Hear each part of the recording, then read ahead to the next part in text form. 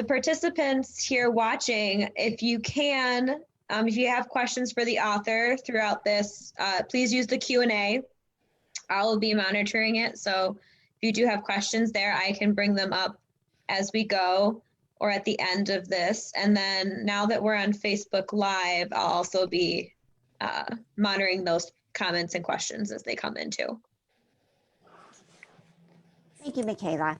So hello, everyone, and welcome to our incredible evening with the wonderful author, Howard Bloom. I hope you had a chance to read one of the two books. If not, you could borrow one from me or you can buy them on Amazon.com. They're really worth your time in reading them. This is our book club, the Birchfield Penny Arts Center Book Club. We meet monthly from the months of September or October, depending, through June, to celebrate local authors, just as we celebrate the artists, poets, dancers, musicians from Western New York. We have the incredible privilege of celebrating so many authors, many of whom I see are with us tonight. So this is what's going to happen as we move through. We have two facilitators this evening, Fran Sullivan, who will be talking about how I accidentally started the 60s by Howard Bloom, the first book that we intended to focus on this evening. And then Kate Sudant is going to come in with our second book called Einstein, Michael Jackson and Me, which was just released. Howard asked us to include the book in tonight's discussion, and we're delighted to do that. But we're going to begin with Kate, who will give a little bit of an introduction to our author. So Kate. Okay. Good evening, everyone. My name is Kate, and I am here to introduce you to Howard Bloom. How does one describe Howard Bloom? Well, I'll start at the beginning. Born in Buffalo in 1943, grew up in the Parkside, I believe, in North Buffalo, attended school 64, which is also called the Olmsted School, and graduated from the Park School before he set off to the West Coast to attend Reed College in Oregon. I'll stop there. Thinking that Mr. Bloom's book, How I Accidentally Started the 60s, was a Buffalo coming of age story happening at the same time as my coming of age in Buffalo, I thought this might have some relevance to my life, and it did, but also it did not. Mr. Bloom's autobiographical book is just the tip of an iceberg. He's no one-trick pony. After spending hours noting all the articles, interviews, book reviews, I learned that Mr. Bloom is more like a team of wild horses. So prepare yourself. A voracious reader from his very early youth, he was influenced most deeply at early ages by the poets T.S. Eliot, Edna St. Vincent Millay, and William Blake, as well as the words and work of Albert Einstein. Mr. Bloom has had tons of life experiences that many of us could only dream about. Many insights, revelations, accolades, job titles, etc. He's been identified at many times during his life as a scientist, a cosmic thinker, an author, a philosopher, an adventurer, a lecturer, and even an activist, while taking on roles as a literary and magazine editor, an art director, and during the 1970s and 1980s, he worked in public relations, building his own successful firm where he was publicist and responsible for the careers of the likes of Prince, John Mellencamp, Michael Jackson, Bob Marley, just to name a few. He had an unfortunate, or maybe fortunate, more on that later, health issue that left him bedridden for 15 years. Yes, 15 years. But this did not keep Howard down. During that time, he has written 6 books, maybe 7 now, I'm not sure, numerous essays, articles, as well as internet pieces that include multiple interviews on a variety of topics from science, space, cosmos, theology, history, all too numerous to list, or we'd be here all night long. Tonight, we're going to focus mainly on his book that highlights his Buffalo connections, How I Accidentally Started the 60s, and also time on his newest book, which was just released, I believe it was 2 weeks ago? Yes. 2 weeks ago, called Einstein, Michael Jackson, and Me, A Search for Soul in the Power Pits of Rock and Roll. And I believe I just discovered, and I want to hear about this later too, that there are 2 documentaries coming out about your life. Yes. Yes. Okay. Wow.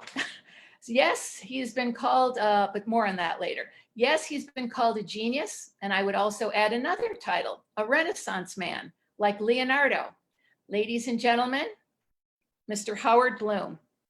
Kate, that's the most astonishing introduction I've ever had in my life. You really, really worked on that one. You got all kinds of details in there. So, Thank you. Unfortunately, how I accidentally started the 60s does not show Buffalo in a good light. No. And No. because I was an outcast. And it was from the very earliest stage. And Buffalo had nothing to do with this. The fact was that my father had started a tiny little liquor store. And then America got into World War II. And they were so desperate for people power that they were willing to draft a 33-year-old man who wore glasses and who had a baby. My internet connection is unstable, it says. So are you capable of hearing me? Yes. We're fine. You're fine. Okay. So my dad was sent off to California at about the time I was born. That meant my mom had to fill in for my dad at the tiny little liquor store. So I now had no father and no mother. And my mother, who was brilliantly competent at all kinds of things, did something stupid. If you have a baby and there's nobody to take care of it, what do you hire? You hire a babysitter, right? The implication of the title is that that person has been hired to take care of the baby. My mother did not do that. She hired a cleaning woman. And what does that title imply? That this person's obligation is to the rug, which in a tiny little apartment is the size of a postage stamp, and the vacuum cleaner, which is practically bigger than the rug. Not to mention the radio, where soap operas are playing all afternoon. So what does a cleaning woman do with a baby? A baby is an obstacle. So she puts the baby in a corridor, puts a baby gate at the end of the corridor, and leaves the baby there all day. So I grew up without humans in a dark, unlit, cold corridor. The floor was hardwood, and you know that when you're a baby because your hands are on the floor all the time. And there was nothing but coldness. And way, way off in the distance, there was a bay window with sunlight streaming through it that I loved and could not reach. Way off in the distance. So I grew up without humans in Buffalo, New York. And by the time I was, my mom didn't let me spend time with other kids till I was 4 years old. She was probably afraid of polio. We didn't have the Salk vaccine yet. And when I finally was let loose to join with other children, they loathed and despised me. It's not that they didn't focus on me. They did. They focused on me the way a football team focuses on a football and kicks it and throws it. In this case, they chased me around the block. They tried all kinds of new things to humiliate me. They took my hat off my head and threw it back and forth between them. So I grew up without friends in Buffalo, New York. And then my family moved from Hartwell Road. You probably don't know where that is. It's near the I train. know where it is. It's near Yeah. Hurdle, isn't it? Yes, near Hurdle and near Delaware Avenue. Yes. Mhm. And we had, the house was the size of a Kraft cheese box. So the apartment was very, very tiny. And my father was apparently doing reasonably well in the liquor industry. And he bought us a house on Frederick Olmsted's Buffalo masterpiece, Delaware Park, with a Frank Lloyd Wright house immediately behind our backyard fence. Can you imagine that? It was a design sandwich. Two of the greatest designers of all time. Yes. But Yeah. I didn't register that until I'd been gone from Buffalo for 20 years. Well, I'm glad you started with Buffalo because that was the number one question I received was, why doesn't he like Buffalo? We all love Buffalo. So everybody asked that question. And had you been back to Buffalo recently? Look, I love coming to Buffalo now because my family is there. Some of my family is there, and the rest of the family gathers there. And it's ironically the younger generation that's there, the kids in their 30s who have kids of their own. And they've chosen to go from, they were born in places like San Francisco and Arizona, and they've chosen to go back to Buffalo. Why? Because Buffalo was at rock bottom probably 15 years ago, but nobody seems to know it, but Buffalo has been coming back. And it's also been turning a little strange because every time I get a lift car in Buffalo, the driver is from Pakistan.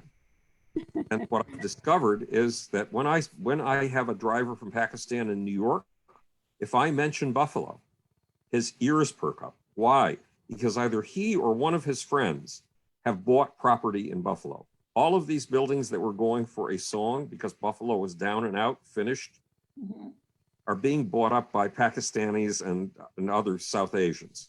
So the tenor of the city is changing.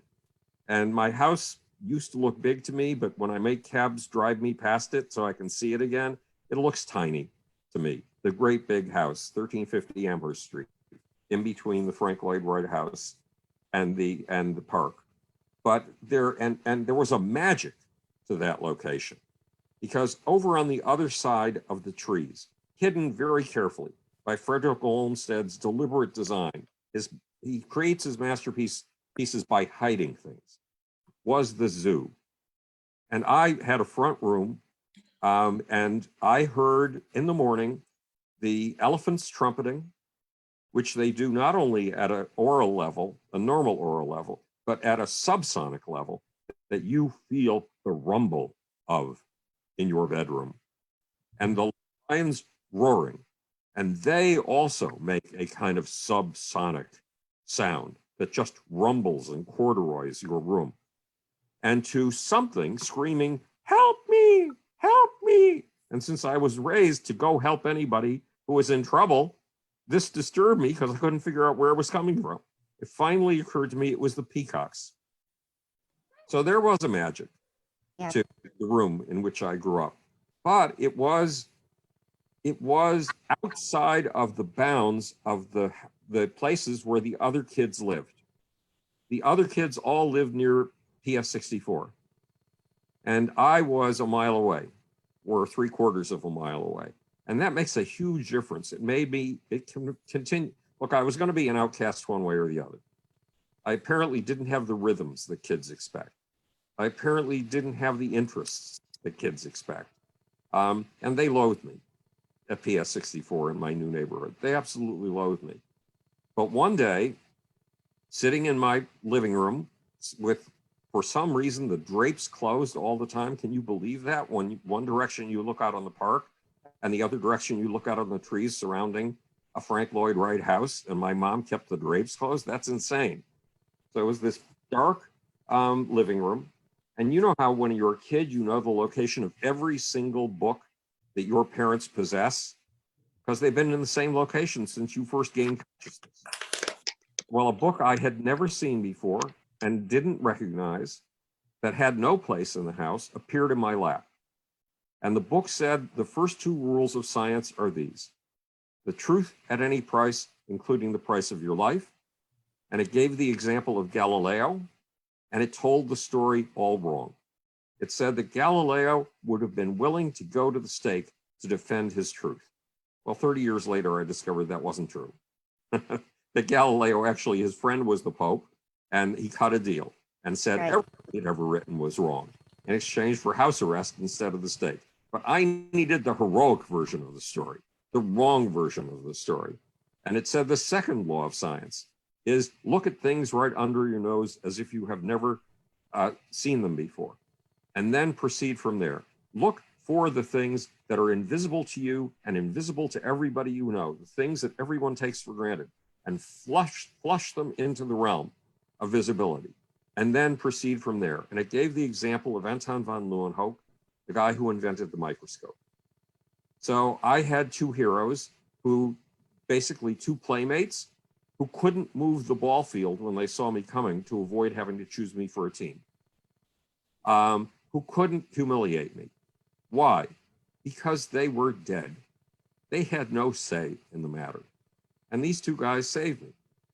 So I was saved from the tortures of it's not my youth, my early life in Buffalo, New York by science. And then I started reading 2 books a day, every single day.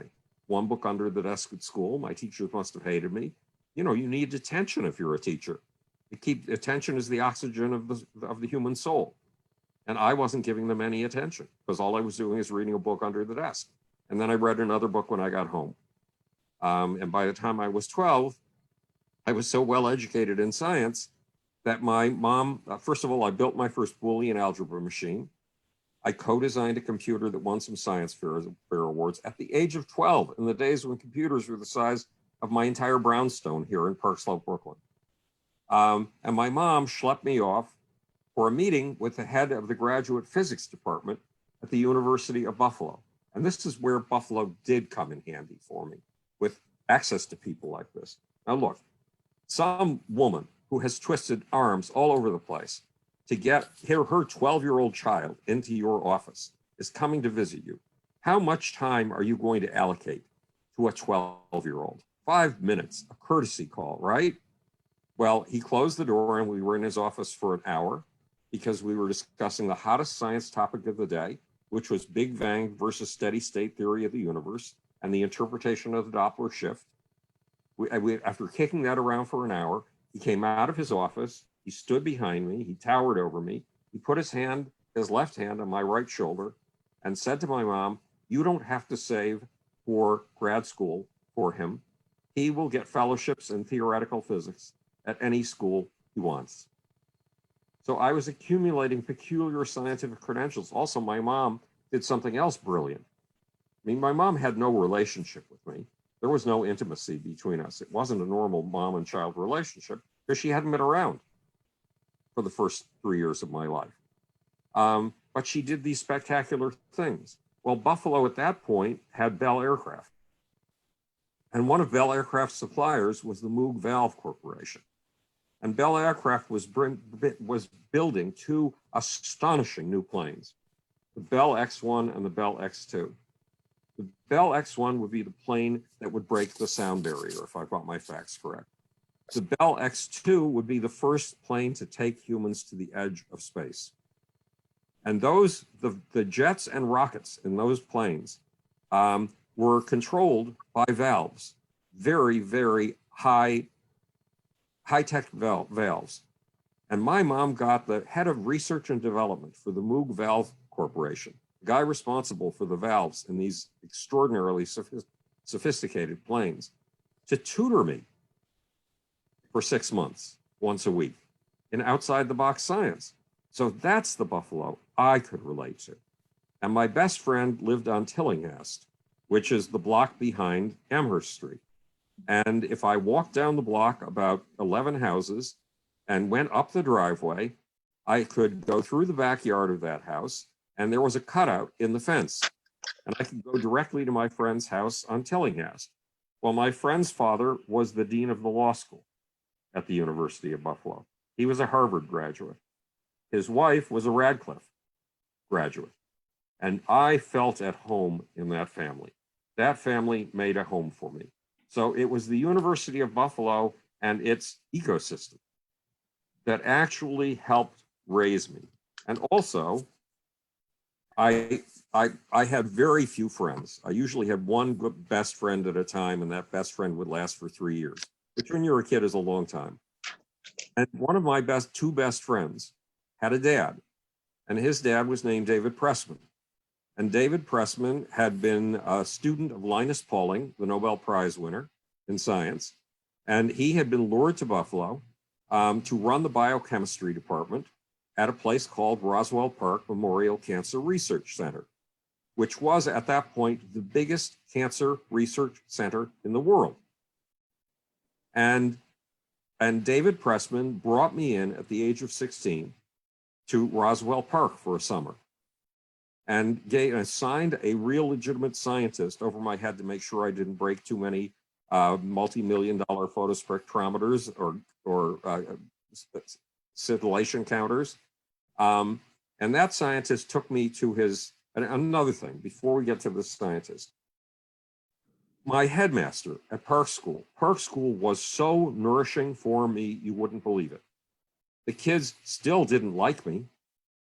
It was the same group of kids from PS 64. They had no interest in me whatsoever. But my headmaster took a unique interest in me. And he realized that I could get something out of a philosophy course at the University of Buffalo. So he arranged for me to take a philosophy course there. The philosophy course was in two figures: Aristotle, focusing on his Nicomachean ethics, and Nietzsche, focusing on his book, Thus Spake Zarathustra. And Thus Spake Zarathustra and Nietzsche spoke to my very soul. Both of these men, Aristotle and Nietzsche, spoke to me in extraordinarily important ways, but it was Nietzsche especially, with his vision of always, while others cower in the valley, and in the morning are in the shadow of the mountains to their east, and in the evening are in the shadow of the mountains to their west, and only see the sun for an hour at noon. The Übermensch, Nietzsche said, climbs the peak to its very top and dances in the sun. Okay, so Phil Fish, the scientist who was put over my head at Roswell Park, took me to his office.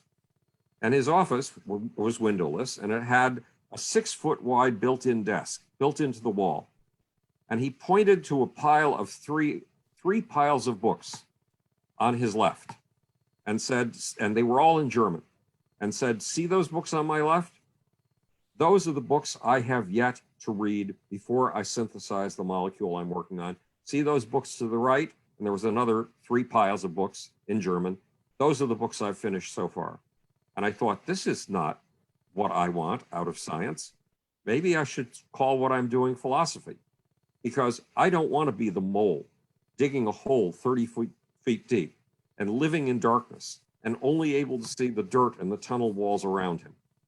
I want to be the eagle soaring over the landscape and seeing each of those mole holes as a pixel in a big picture. I want to put the big picture landscape together. And that was influenced by Nietzsche and how he had grabbed hold of my soul. And so that I was forced to formulate what I would later write down as a manifesto in 2001, omnology. And omnology is a field for the omnivorously curious, for people who are curious about just about everything. And it's there so that when you reach your sophomore year of college and your dad sits you down and says, "Now, what do you want to do with yourself? What do you want to do with the rest of your life?" And you say, "Well, I'm interested in art history, I'm interested in neuroscience, and I'm interested in cinema." And your dad says, "Make up your mind. You're going to be an art historian, you're going to be a neuroscientist, or are you going to be a filmmaker? Until you make up your mind, you're nothing." Omnology is there to allow you to say to your dad, if you'll excuse this expression, "Screw you. I'm sorry. I have 3 interests. I am passionate about them. I am going to pursue those interests for the rest of my life. And if one of those interests drops out and ceases to be a passion for me, and another interest steps in, I will follow that one too." And when all of my friends are hitting the age of 40 and having a midlife crisis, I'm wondering why the heck they are on this earth to begin with. And if their women are planning elaborate divorces so they can find themselves finally.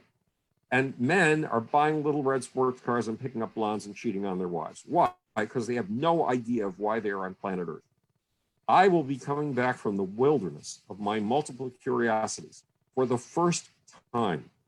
And I will be delivering my insights that are unique to my set of curiosities.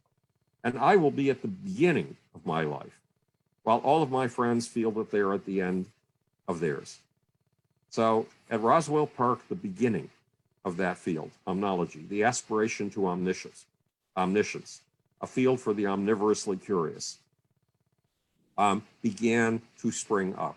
And after I left the rock and roll world, and this fits with the introduction that you gave, after Kate, After I left the rock and roll world, I needed to reestablish my scientific credentials. So I have now been published or given lectures at scholarly conferences in 12 different fields, from quantum physics and cosmology to evolutionary biology and evolutionary psychology and neuroscience to information science and even governance of all things, and biopolitics. I can't, it's 12 different fields. I don't have them in my memory all at once. And that would not have happened if I hadn't had the richness of experiences that I had in a town that I felt rejected me over and over again, Buffalo.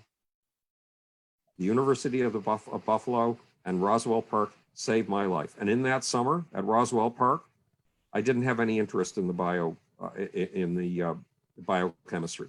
David Pressman was doing super advanced work on immunology, which is now a field that interests me tremendously. But I instead was working on a little problem called the CPT problem, charge parity and time problem. If matter and antimatter are created at exactly the same time and exactly the same amount, where's all the antimatter? And it took me 2.5 months of brainstorming.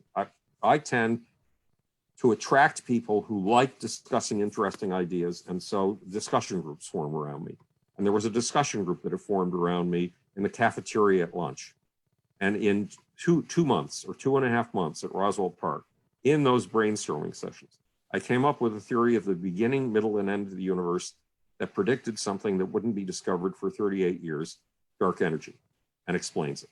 And if you go online, if you Google Howard Bloom, YouTube, Big Bang, you'll see an animation of this theory that's had 800,000 hits so far, which is a rather extraordinary number.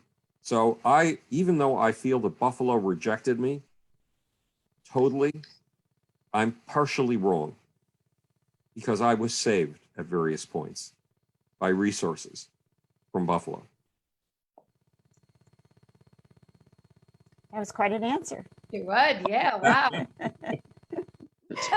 It's powerful stuff. Well, it was a very strange upbringing. And, I benefited enormously from the fact that I was a total outcast in Buffalo. I have one quick, just a very discreet little question that's in my mind. And it has to do with the name of the school you attended prior to Park School, the high school you went to that you met the African-American friend and then you left abruptly. Well, that was Bennett High School. I guessed it was Yeah, I Bennett. guess it too. Yeah, and I was there for a total of, I think, 7 days. Oh, it was very brief. And the African-American kid was so lovely. It was just wonderful, but the school was like a prison. If Fran does, do you have a question, Fran? Because I want to ask something. I want to get back to the Park School, his experience doing the MC at the. Well, that was a formative experience of my life. That's what I mean, and I want to know Go ahead. about the music. What made you dance, and what was the music, and what was that all about? Well, you have to understand, Park School was established by an acolyte of John Dewey, who was lured to Buffalo, New York around 1914 to start a school. And the school literally was a park school. It was like a park of its own. And I loved that. And as I said, it was the same group of kids that I'd grown up with at PS 64 who just hated me, period. However, there was one brilliant facet of Park School, which the headmaster tells me has now been discontinued. It was brilliant. Normally, in any high school, the most popular kid is voted the class president. The second most popular kid is voted the class vice president. The most popular girl is voted the class secretary. And the most popular Jew is voted the class treasurer. And once those positions are filled, that's it. Well, Park School didn't let it be, that's it. Park School said, as soon as you entered, look, it's the beginning of September. You just entered this new school. They tell you in October, we're going to have a fundraising fair. And each little group of you is going to have to come up with an idea for a booth that will make money. And we're dividing you into little teams of 8. So they divided us into teams of 8, and there I was with 7 other kids who loathed me. And I began to learn what It meeting. can't all be true. Well, You thought they loved you. It was your perception. that was my perception. So I'm sitting there with these It kids. could be true, Mary. It could be true that people Well, experience one that. of the people that I'm now friends with and I'm very fond of kicked a soccer ball in my face. Can you imagine what it feels like to have a soccer ball coming at you at God knows 40 miles an hour or something like that? Like a It cannon? was love. It was love. No, not really. It was hatred. But okay, so I'm sitting there with these 7 kids. Now, I began to learn what meetings are all about. In a meeting, each kid is like a dog depositing its urine to scent mark a place, to scent mark a territory, and each kid scent marks his territory. And I kept quiet. I had no interest in scent marking a territory. And then they start a discussion. And within about 10 minutes, they reach the golden moment of a discussion. It's when they run out of ideas, when they finish defending their own territory. And suddenly they are totally adrift, not knowing what to do next. And that's when I learned to wait for that minute and then speak up. And I always had an idea of what we should do. So guess who they always made the leader? Howard. So Idea man. I've been doing that ever since in some remarkable, this week I was running a group with, I'm a liberal Democrat. I was running a group that includes Newt Gingrich, a 3-star general, and I just brought in David Patterson, who was the governor of New York State, and introduced him to the rest of the crew. And then a contact from NASA Ames. It's a distinguished group. We made it into Time and Newsweek back in August for what we were doing. So I've been using what I learned from that very first month at Park School ever since, and making important things happen with it. So let's get back to that moment. Okay, well, so they had functional committees where popularity wasn't at stake. What was at stake was having somebody who you could unload the responsibility on and would take care of it. One of those committees was called the program committee. And every day we had a school assembly for 45 minutes before we started class. As head of the program committee, my responsibility was to MC that, which is remarkable because for the first 2 months you have stage fright like you wouldn't believe. And then it becomes as normal as possible for you to just walk in front of an audience of 350 people. That's a secret stage fright. So I got to program 2 of those events a week. And the kids liked what I was doing so much that they voted me the head of that committee 2 years in a row, 50% of your time in high school. And one day the juniors came to me and they said, we are throwing a dance. And okay, what does that mean? At any party of any kind in Buffalo, New York, especially a dance, I am cordially invited to park my feet as far away as possible, preferably Cleveland or Albuquerque. So they're telling me, here's an event we're putting together that you are going to be shunned by, and we want you to advertise it for us. So now look, I'm a failure at dancing. Every 2 years, my parents would try to make me normal, turn me into a normal kid, so the antennae in my head would go down beneath my hair and hide. And their attempt one year was to send me to dance class for an entire year. Well, I was incapable of learning the box step, the foxtrot, and the waltz. 3 simple things that they were trying to teach. But I decided to put a record on the record player. I don't remember what music it was. And go in front of this audience and dance. I who cannot dance. And as I was dancing, first you have to imagine what it looked like. I apparently looked like a Looney Tune drawn on a day when Chuck Jones, the guy who did Pepe Le Pew and Porky Pig and Daffy Duck, had taken LSD. It was the strangest, weirdest, most bizarre thing in the world because I can't do anything normal. So I did everything abnormal. And I saw the faces of these 350 kids who loathed me. And I saw their eyes focus on me, riveted. I saw their eyes grow wider. I saw their pupils dilate and grow wider. I saw their faces melt, especially the face of the girl who hated me the most. I saw them come together as a collective energy, like a big amoeba of energy. And I saw that amoeba reach a pseudopod, a tunnel out to me, and the energy of those 350 people flowing through my body. And I had an out-of-body experience. I was on the ceiling watching all of this take place. And I saw that energy go up to somewhere around here, around my head, be utterly transmogrified, flow back down to that audience, make their eyes widen even farther, feel even more of their energy flowing through me, and get even wilder. It was an astonishing experience. You're a rock star. Well, I had been in pursuit of the ecstatic experience since I was 13 years old. And that's another story. And now all of a sudden I was having it. And when I finished, when the music ended, these 350 kids did something they had never done before in my time in that high school, and they would never do again. They didn't do it for homecoming queens. They didn't do it for football heroes. They didn't do it for anybody. They surged to the lip of that stage. They picked me up on their shoulders. They carried me out of the auditorium and up the pathway to the building where we had our classes. And only then did they let me down. And they did it with a perfection that would make you think that they had been practicing this forever. No, they'd never practiced it. It was a spontaneous group behavior that came emerging from them. It's in us all somewhere. It was stunning. It was absolutely astonishing. And it's through the lens of that experience that I was later able to understand my rock stars. Mm. And none of my competitors had that experience. You know, I would tell you, if you came to me as a potential client, I would give you a lecture, and which relates directly back to this experience at Perk School. And the lecture would say, look, if you expect me to fashion an artificial mask for you, a so-called image, and sit there like a guy in a plaid suit with a cigar in his hands and say, kid, with this image, I'm going to make you a star. I will send you to my best competitor.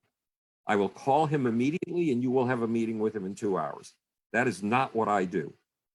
If you come to me and work with me, you have to understand that music is not an exchange of pieces of plastic. It is not an exchange of downloads. It is not an exchange of money. It is an exchange of human soul. When you sit down at 2 p.m. to write a lyric in front of a blank piece of paper or a blank computer screen, you know damn well you cannot possibly write a lyric. And you have no idea of how you've ever written a lyric in the past. And on a reasonably good day at 4 p.m, there's a lyric in front of you. And on a really good day, maybe once or twice in your life, that lyric is so perfect, it feels like it wrote itself through you. Well, I am going to find the soul inside of you, the gods inside of you, that take you over and write those lyrics for you.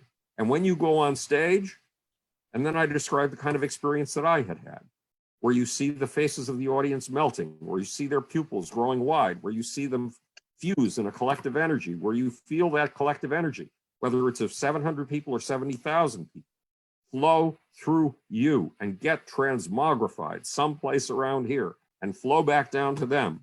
And you are danced like a marionette on stage by forces bigger than you are that you do not know.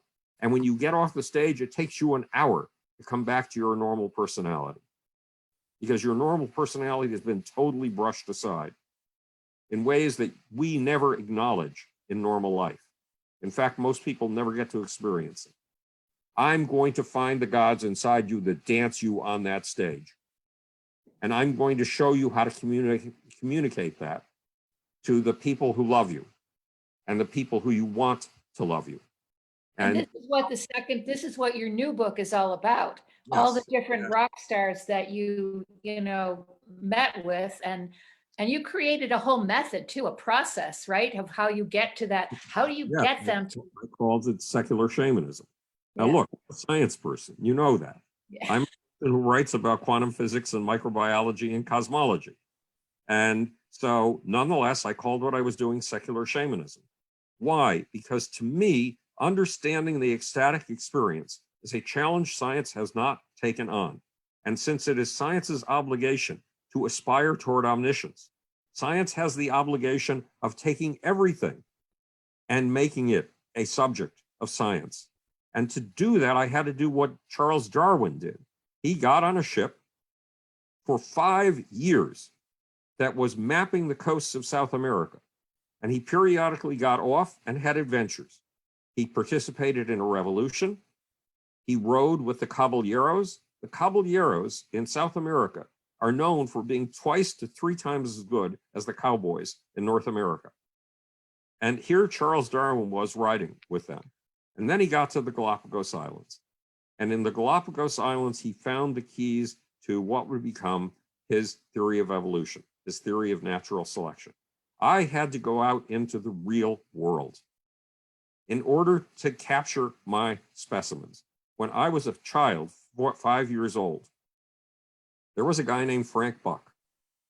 And you could buy trading cards at the local store, bubblegum trading cards of Frank Buck. And Frank Buck had a slogan, bring them back alive. In other words, everybody else went to Africa on safari and killed an animal and stuffed it and put it on their wall. Frank Buck brought it back alive.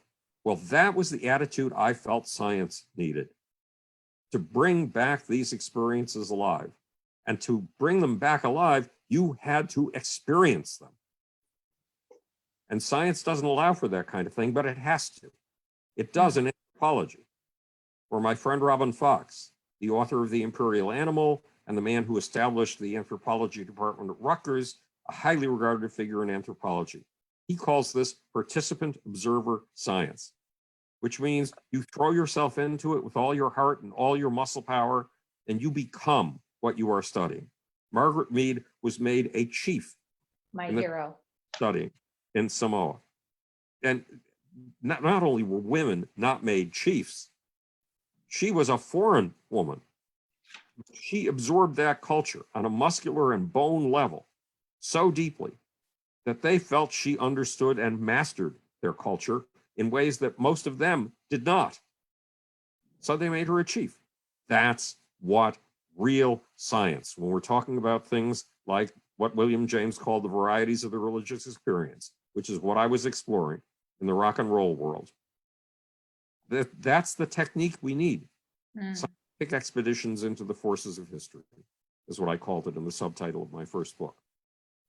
And to have the privilege of doing that, of diving into the souls of 27 or 30 of the most remarkable people on planet Earth, was astonishing.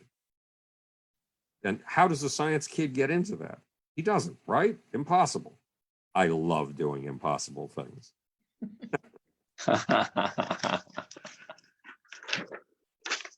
I was also fascinated by your interest in cultural connections. You know, you take like outside groups, you know, say Bob Marley and the Rastafarians, and, you know, well, that's, to me, that's fascinating. Because remember, I've never been allowed in any groups, ever.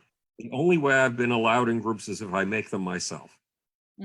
Like this group with Newt Gingrich and the 3-star general and the former governor of New York State. I make these groups myself, people let me lead them.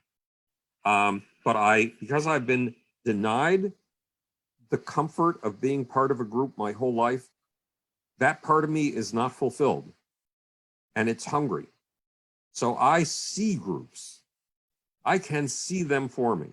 And the most important year for this for me was, I think it was 1976.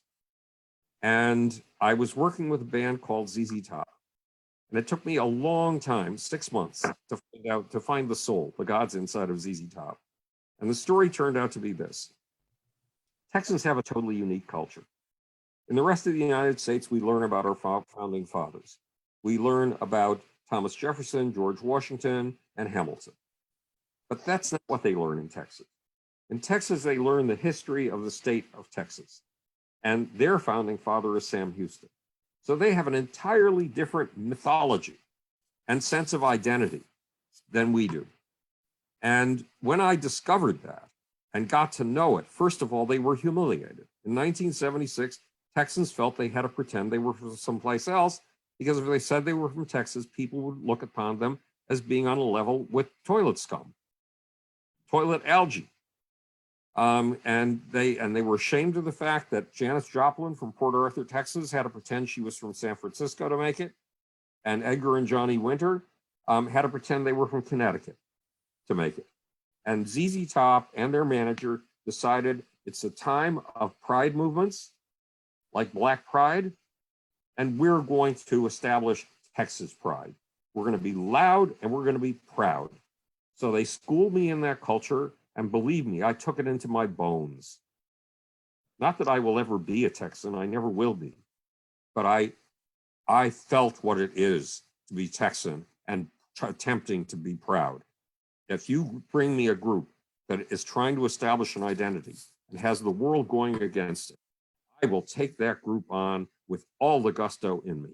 Again, I love doing impossible things. So I was flown down to Houston, Texas, and taken to a building that I was told was the town hall. It actually looked like a bunch of temporary construction buildings, and taken in to see the mayor. And the mayor named me the ambassador of Texas culture to the world. Now, can you imagine this? I'm a Buffalo kid who wasn't even at home in Buffalo. I'm not at home anywhere, and I'm Jewish, and I'm weird, right? And I'm being named the official ambassador of Texas culture to the world. And when I got back to New York, I was working with a guy named Bob Small on ZZ Top. He had brought me in on ZZ Top, and he had a roommate named Ray Caviano. And I got a call from Ray one day. Ray had spent a year collecting high tempo electronic records, dance records from Europe. And Ray had been spending the summer, the weekends at Fire Island, where I've never been. But I've been given a vivid picture of it, and the gay community hid there. They tried to make themselves invisible. So Ray had taken these dance records and started playing them. And when he played them, something happened that had never happened in the gay community before. Men started dancing with other men in public, not in private. Today, that sounds ordinary. No, it was not ordinary. It was shattering all of the normal rules. In other words, these guys weren't hiding anymore. They weren't interested in hiding anymore, thanks to the music. That's the village people, right? Well, we'll get to that. Because here's the deal. When you have a few drinks in you, and possibly some drugs, I don't drink or drug, so I don't do these things, but you're feeling good, you're in a club like Studio 54, there's a DJ who knows how to manipulate your moods, and you go into the kind of ecstatic state that I was describing to you on stage. Something takes you over and dances you. Mm. You, when you finish with it, you regard it as, oh, that was just dancing. No, I'm sorry, that was not just dancing. That was selves that you do not know on a level that you normally do not perceive or have words for, coming to life inside of you. And so these hidden selves began to come to life in these gay guys who were dancing with some alcohol and some drugs in them. And you would think that their hidden personalities would be swish, limp-wristed, because that's all the gay men had been able to achieve as an alternative way of expressing themselves, was to dress up in women's clothes and walk like women. But that's not what came out of them, not at all. What came out of them was cowboys, Indians, and fire chiefs. All of the forms of masculinity that these kids had been fed by their dads when their dads had bought them picture books when they were 3 years old and 4 years old. It was astonishing. And two French guys began to hang out in my office. They would fly in, hang out for a few days, and fly back to Paris. And there were these brand new things with what Ray had established. It went from Ray playing these records to entire empty spaces being taken over in an abandoned section of New York City called the Meatpacking District. And one of the clubs was huge. It was 2 stories high. In other words, the walls were 2 stories high.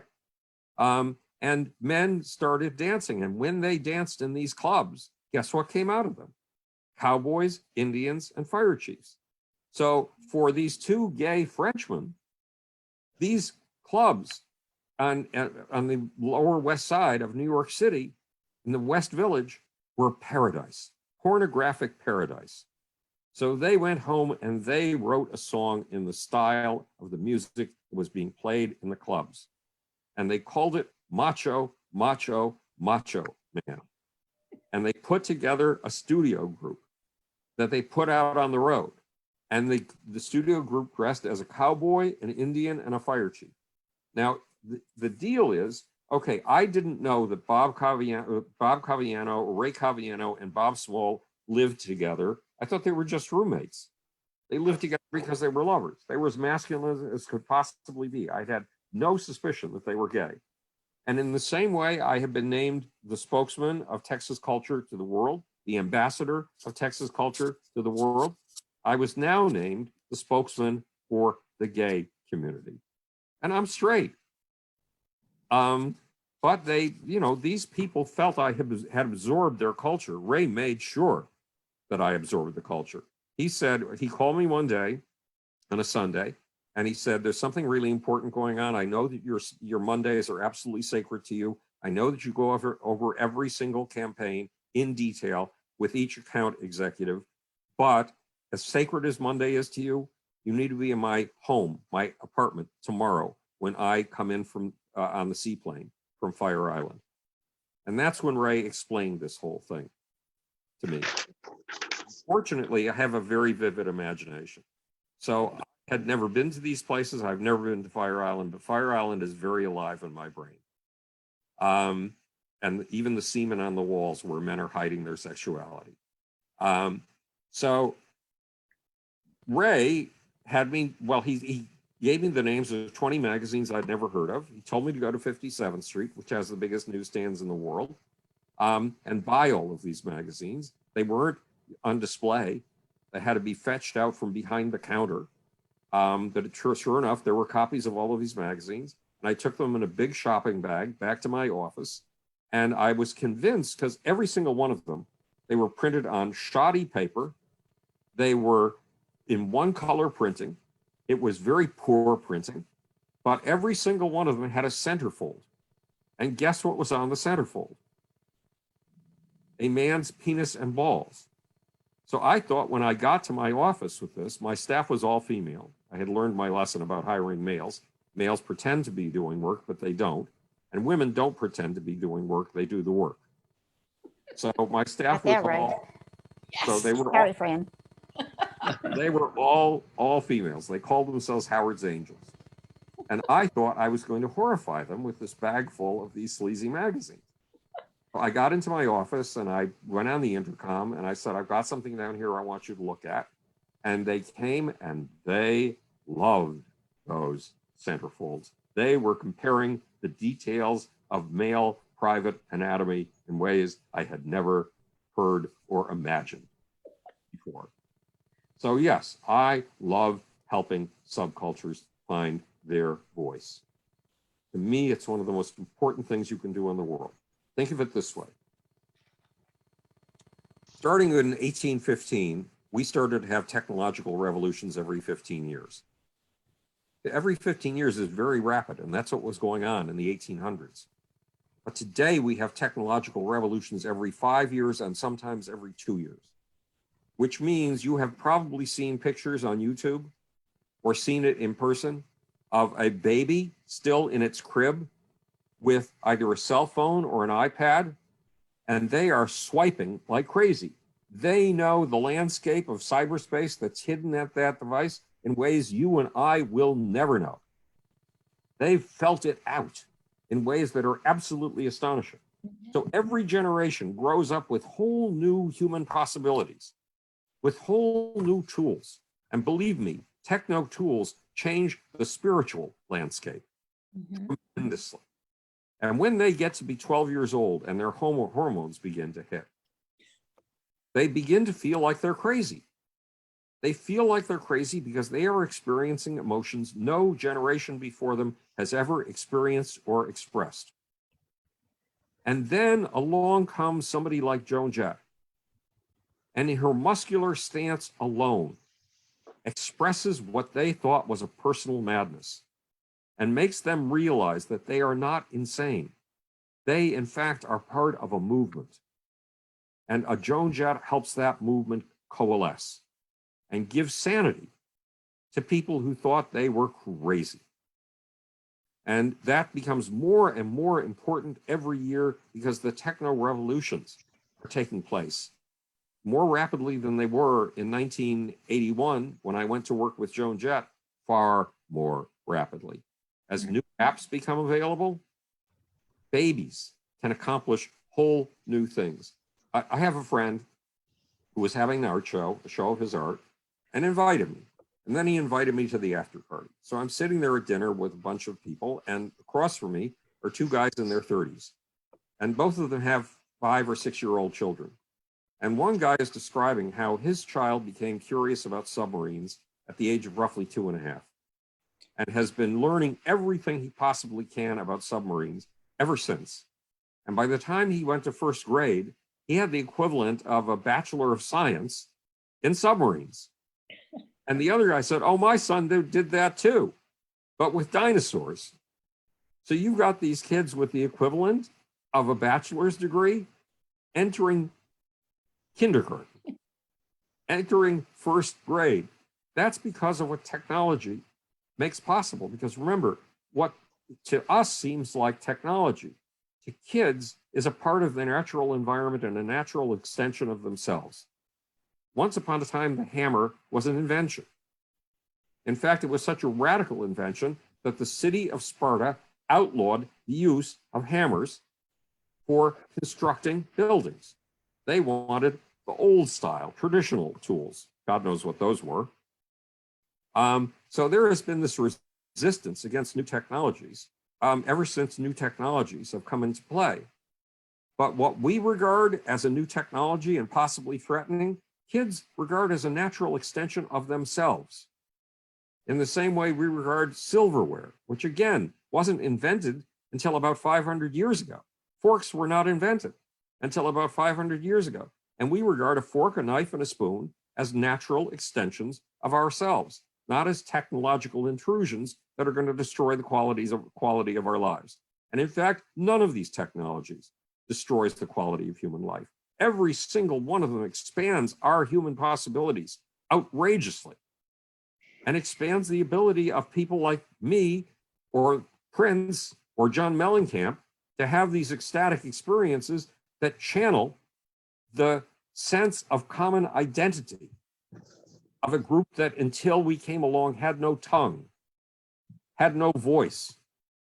So being able to give an identity, a right to be, to a group of people who have started thinking they were insane and now know, thanks to you, that they are not, that's one of the greatest gifts in life.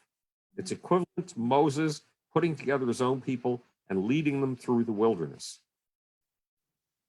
All right. I'm gonna just bring up, so we're at 7:30 mark. We are more than welcome to continue. I'm just going to say, I do have a 2-part question here from the audience if you'd like to answer. Shoot, yes, absolutely. Okay, this is from Joanne Kaminsky. So it starts with, this has to do with Henry Luce and his magazines Time, Life, and Other. The sentence is, quote, you see, Henry Luce had made a discovery in the 1950s that added great quantities of extra lucre to his fortune.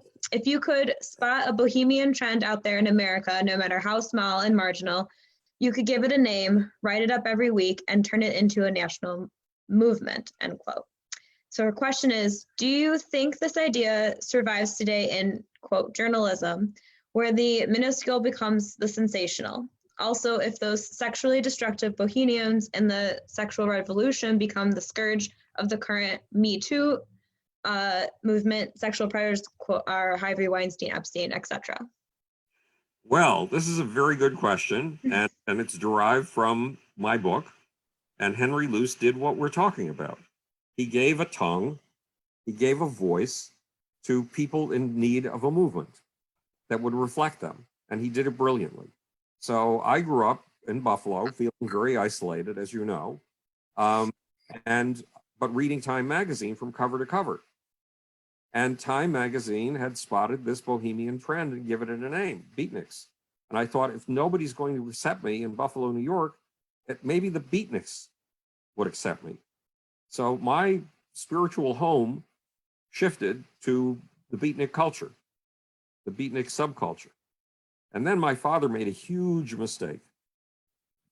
He decided to take us one summer on a vacation to Provincetown on Cape Cod. And little did he know it, Provincetown, since he had known the city, had become an artists' community.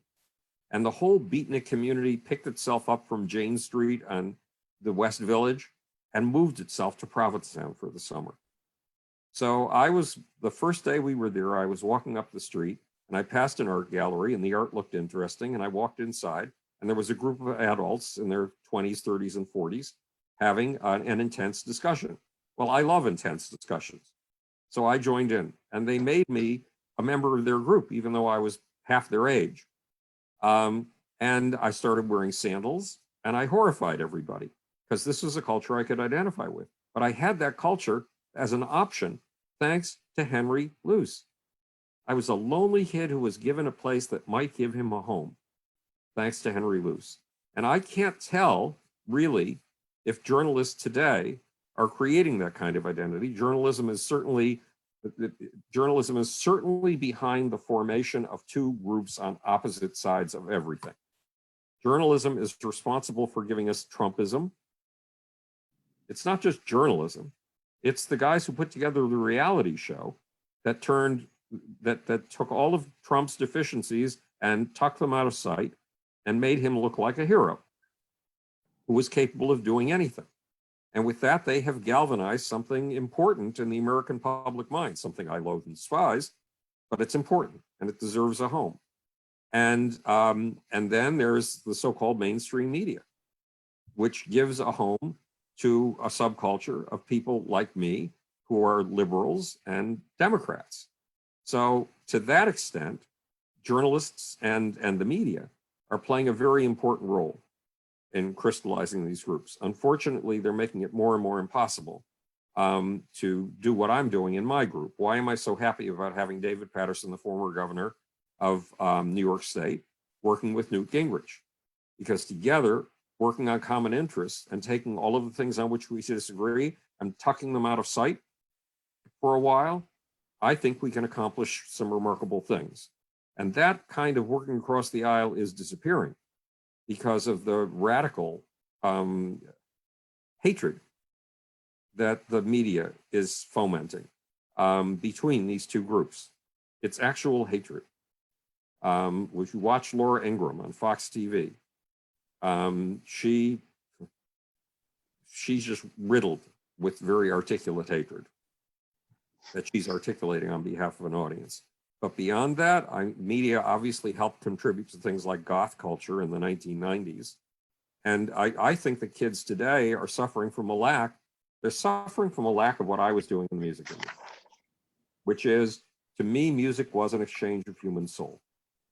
There is no soul. The soul is being wrung out of the stars in the business. One day, I have a friend named Tom Silverman. He founded Tommy Boy Records. He made millions of dollars. And he founded something called the New Music Seminar. And when I was finally capable of getting out of my bed in 2003, after 15 years being stuck in that bed, and founding two international scientific groups and writing 3 books from my bed, Tom said, I'm doing a New Music Seminar. I want you to come as a special guest. So I came as a special guest. And a guy I'd known for decades, Ted Cohen, was on stage talking about how he had just concluded a ginger ale deal for Ben Harper. Now, Ben Harper is one of the most remarkable singers of our time. And he sings with blood and nails and guts in his voice. And if he had been my client, I would have made sure that where that blood and guts and nails comes from got across to his audience. But no, Ted Cohen was proud of a ginger ale deal. And I stood up and I said, Ted, you are killing the career of one of the most important voices of our time. Because when you take an artist like Ben Harper, or like the guy behind Maroon 5, I forget his name, and you just associate them with corporate sponsorship after corporate sponsorship, you are wringing the soul out of these people. You are destroying their ability to get across soul to their audience. So we have an audience that's been treated as a market, being sold things that are regarded as products. Sorry, these are not products and these are not markets. These are human beings with subcultural identities and with unmet needs that are need expression. And you're not selling a product. You're selling a contribution to human soul. Nobody knows that in the music industry these days. So all of these people who could be icons and help kids understand themselves and gain a sense of identity are being wasted and destroyed as corporate products. And that is theft. That is stealing from the soul of our very culture, in my humble opinion. Does that get anywhere near an answer? Definitely an answer. Yes. Mhm. I'm going to defer to Fran for a moment. Fran, did you have some questions you wanted to ask? I'm busy writing notes here. Oh, I'm thrilled. I'm thrilled with the dialogue and the tales and the descriptions that Howard Bloom's providing.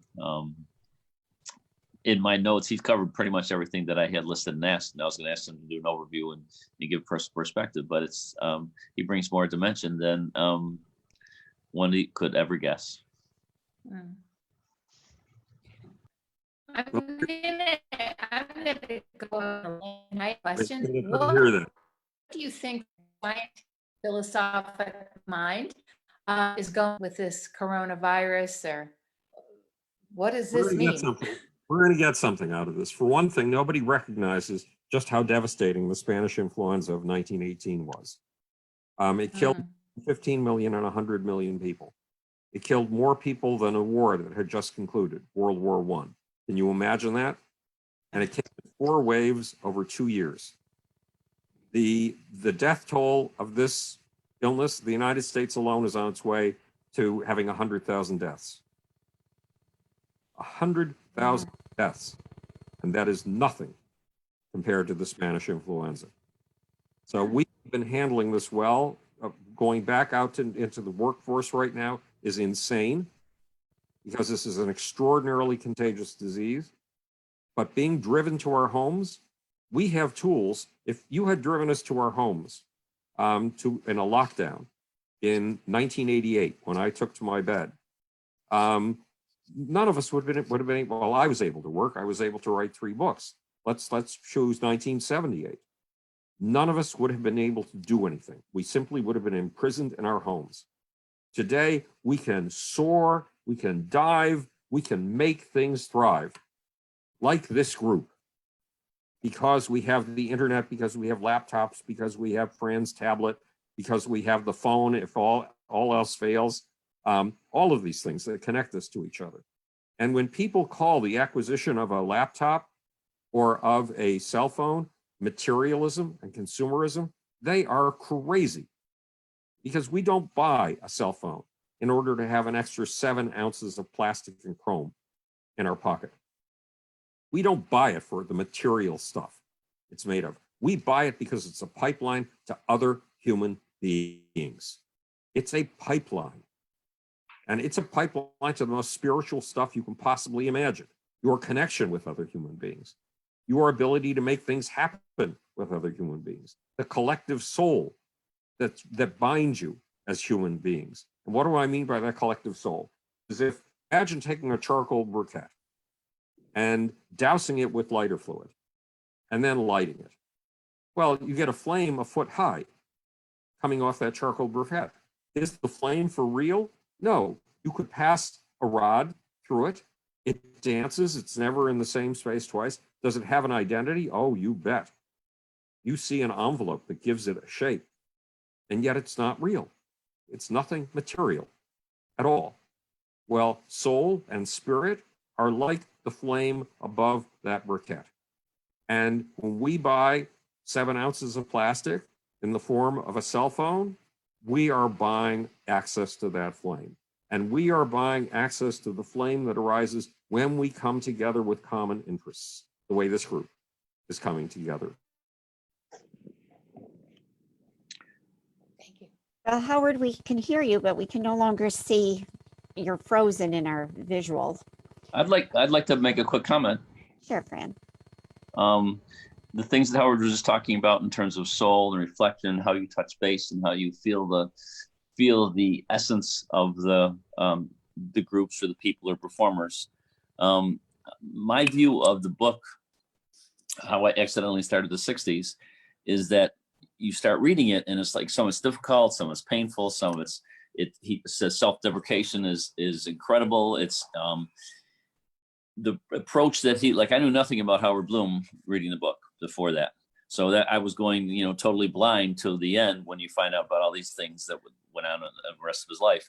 But in the picture of it, what I felt all the way through from the beginning is it gives you the experience of living it with the person. So I think it makes you more connected, as opposed to something that was, an editor's pride of how everything should be just done in a certain way. I think rebelling against that, and he summarized it well. And unless these were from notes that were written all through his life, being able to go back and recall those sensations, those feelings from childhood, early childhood on all the way through, I thought they were remarkably powerful. And the book created that kind of experience of being connected with that person who was living it as a youth and then expanding into adulthood. I missed that, Fran, because my connection is going in and out. Mary, you want to repeat it? Yes, please repeat it because it sounded lovely. I'll give you a snapshot. Okay. When you were talking about the soul and being connected and finding the true soul of people, the book, How I Accidentally Started the 60s, it's rough, it's self-deprecating, it covers things in some kind of an expanded kind of way. It's not a polished editor's dream, but what it creates is, and I found this from the beginning of reading it, and it's what held me to it. I knew nothing about you before then, so there was lots of surprises at the end. But it makes you experience, you're feeling what that person's feeling. You're connected with the soul of that person who is a youth and going through the pains and agonies of that.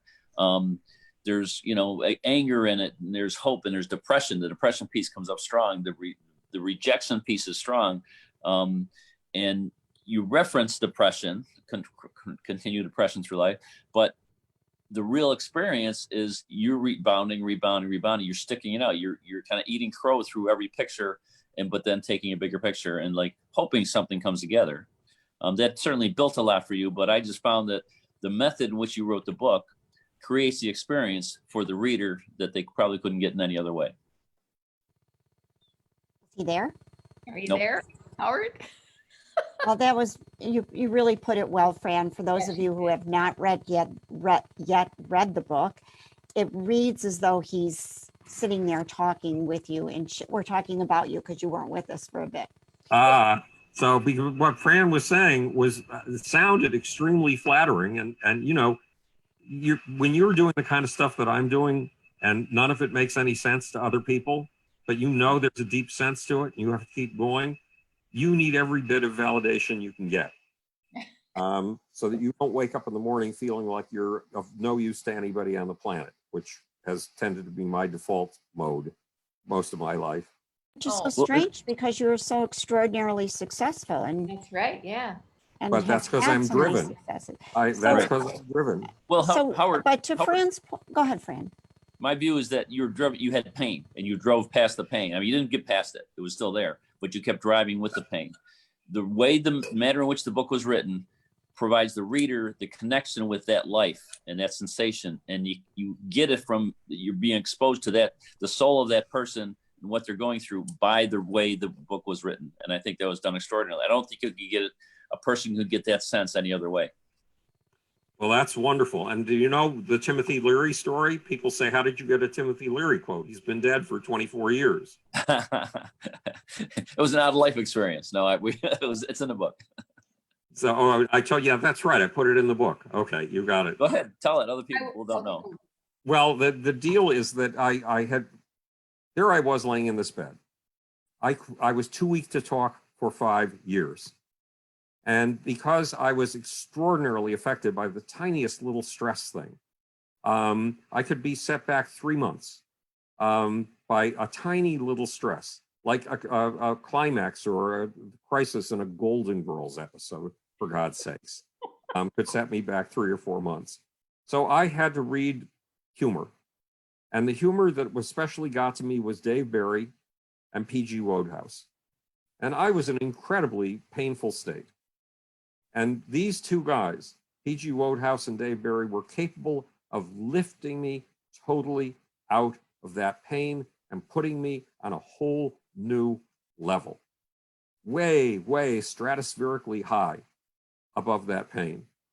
So I decided to write How I Accidentally Started the 60s, and I wanted to write it in a style similar to Dave Barry and P.G. Wodehouse. In other words, I wanted it to be able to do for other people what P.G. Wodehouse and Dave Barry had done for me, lifting me up to a stratospheric level where the pain couldn't be felt anymore. And then once I was finished writing it, it took about 5 years. Once I was finished writing it, I wanted to get the Jefferson Airplane, since they were a quintessential 60s band, to read it. And if they had something nice to say, use it as a blurb. So I contacted a friend, Eric Gardner, who had gotten his start as a road manager for the Jefferson Airplane, or whatever they were called. Yes, they were the airplane before they were the Starship. So I talked to Eric, and Eric said, I probably sent him snail mail, because in those days, very few people had email.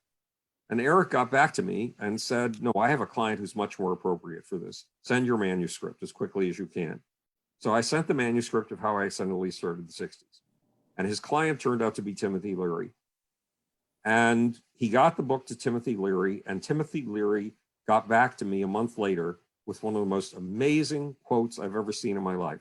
I don't know if you've had this experience, but I have it every once in a while. When somebody says something breathtaking about something that you have done, if you happen to be standing at the moment, you have to sit, because your knees grow weak. Your knees grow weak. And it was one of those knee weakening quotes. And it said that the book was a masterpiece of modern American literature, and filled with scientific comedy routines and wow, woo, aha, and nonstop waves of hilarity. And then he compared it to James Joyce. Well, that's all I knew. I mean, I thought that maybe Eric had written the quote and gotten Timothy's permission to put Timothy's name on it, because it was just too good to be true. And then when I was still in my bed 10 years later, a friend of mine, an author, came over, and he brought an artist from San Francisco. And they told me how they had been with Timothy Leary during the last 6 months of his life when he was dying of prostate cancer. And that's how I learned that my book had reached Timothy Leary when he, like me in my bed, had been dying of prostate cancer. And I had written that book to lift another person like me far, far out of the plane of pain, far, far above it.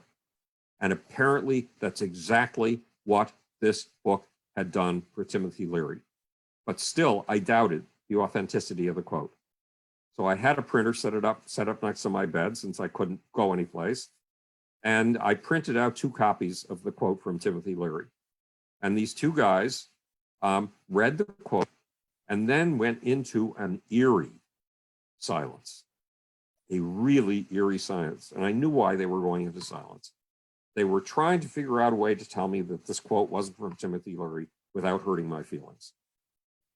And then one of them opened his mouth and he said, "That's Tim."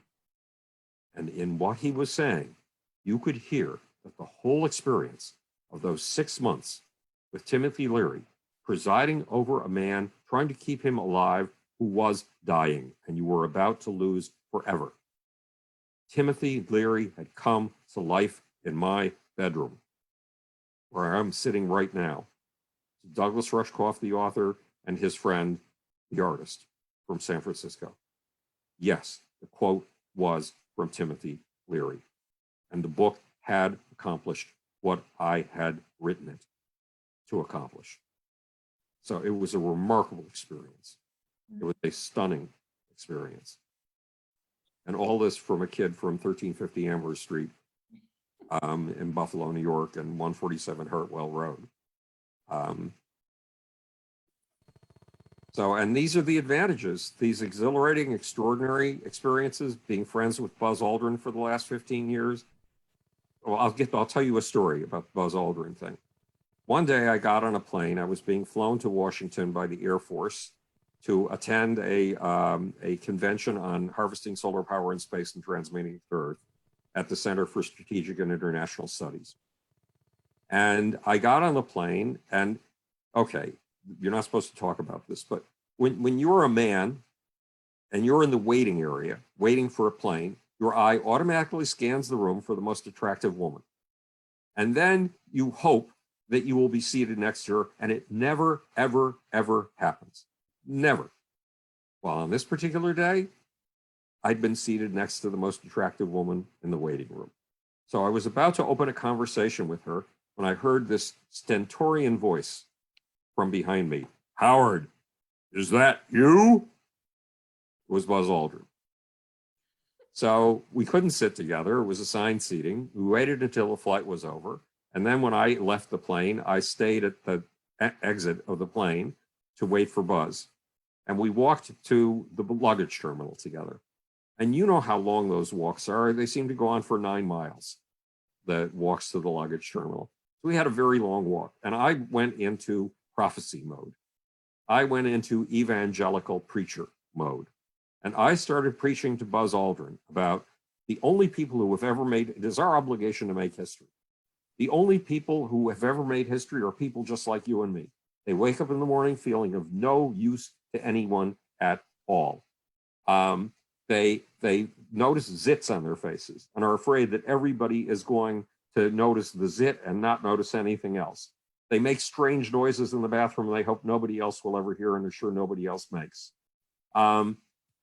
Winston Churchill was like that. Franklin Delano Roosevelt was like that. In fact, Franklin Delano Roosevelt was paralyzed from the waist on down.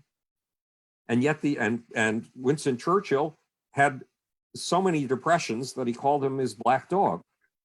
And he couldn't sleep normal hours. And these two men who were misfits saved Western civilization. Alexander the Great had as many insecurities as you and I do. Julius Caesar had as many insecurities as you and I do. But these men made history. And if they could make history, then it's our job to make history. And as I was speaking, this is the only time this has ever happened to me in my life. What I described happening to that audience at Park School, the pupils widening, the eyes widening, the face melting, that's what happened to Buzz Aldrin. And I suddenly realized how blue his eyes were. I had never noticed that before in years of friendship with him. And I suddenly realized he's even shorter than I am. And I'm the size of a flea. So he neatly fits into a tin can that you send into space. And when we finished and his wife got him on the phone and made his life miserable while he was trying to pick up his luggage and we parted because we were going to separate hotels, I started kicking myself in the butt. Part of my mind was saying, Bloom, you just made an utter and complete fool of yourself. You are telling Buzz Aldrin it's our obligation to make history, and this man has been in the history books for 40 years? What the hell do you think you're doing? I guilted myself for about 4 months with that. And then I realized something. Buzz Aldrin had been the tip of the spear of the most expensive effort humans have ever undergone short of war. Getting to the moon. Had been with Neil Armstrong, he had been the center of attention of the entire nation and the world for weeks. Then he had returned to Earth. And like Alexander the Great, who went to the top of a mountain and wept because he had no more worlds to conquer, which was not true. He hadn't conquered India. He didn't even know about China and Japan. Nonetheless, he was frustrated because he saw no next goal in his life. And like Alexander the Great, Buzz Aldrin had come back with no greater goal. He had just achieved a goal so high that it made any other future goal he might have seem worthless. So he took to the bottle for 10 years and was depressed for 10 years. And then he had to get himself out of that state and find a new purpose for his life, which turned out to be being the prophet of space to mankind. And he needed that lecture more than anybody else I could have given it to, because he needed to know that his obligation was ahead of him. Mm. And it was to make more history, more deliberately this time. And every time I talked to Buzz at that point, I would say, Buzz, every day you wake up is the first day of the most important 20 years of your life. And then it occurred to me to look up how old he was, because he was considerably older than I was. And I discovered he was 78 at the time. Well, Buzz turned 90 in January. And I haven't figured out what I have to tell him next, because what I have to tell him next is, now your job is your legacy. Now your job is to pack up everything that you have done in a way that is understandable and compelling to your fellow human beings and leave it as a legacy. But we haven't had a chance to have that conversation, unfortunately. But this is the kind of remarkable, amazing stuff that has happened in my life ever since I left Buffalo. Mm. Well, I hope you'll come back to Buffalo. We're looking Well, I forward to seeing you here. I certainly enjoy it when I do. And I love, as I told you before, I love Elmwood Avenue, and I love the buildings, the houses around the park.